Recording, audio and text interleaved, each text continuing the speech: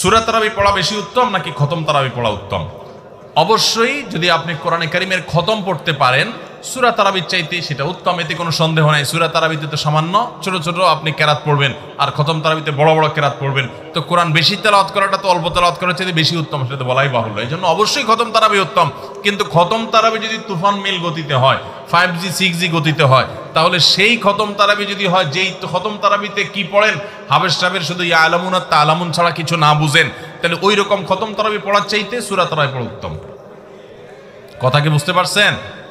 যদি হাবেশ সাহেব মাঝখানে কি পড়ে কিছুই বুঝেন না, শেষে শুধু ইয়ালামুন আর তালামুনের টান দেখে বুঝতে পারলেন যে এখন রুকুতে যাবে, তাহলে এই তারাবি পড়া আর না পড়াতে কোনো পার্থক্য নাই। অনেক জায়গাতে এরকম তারাবি পড়ে, ওই যে সোশ্যাল মিডিয়াতে কিছু কিছু ভিডিও পাওয়া যায়, হ্যাঁ, দেশের বাইরের, যে এমন গতিতে তারাবি পড়ে যে আপনি 3 আয়াত পড়তে না পড়তে তারা 1 রাকাত শেষ। এগুলা তারাবির নামে তামাশা। শুধু খতম তারাবি কেন, অনেক সূরা তারাবি এরকম আছে যে পড়ে সূরা তারাবি, সেটা আবার এরকম 5G গতিতে পড়ে। তারাবির নামে যে কত তামাশা চলে। কদিন আগে দেখলাম ফেসবুকে একটা পোস্টার, যে ব্যবসায়ীদের জন্য বিশেষ তারাবির প্যাকেজ। কি প্যাকেজ? 7 দিনে খতমের প্যাকেজ, 5 দিনে খতমের প্যাকেজ, আর একটা 3 দিনে খতমের প্যাকেজ।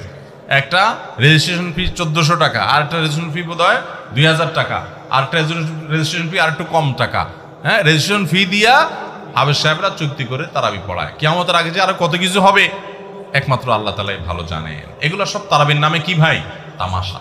জায়েজ নাই ভাবে করা।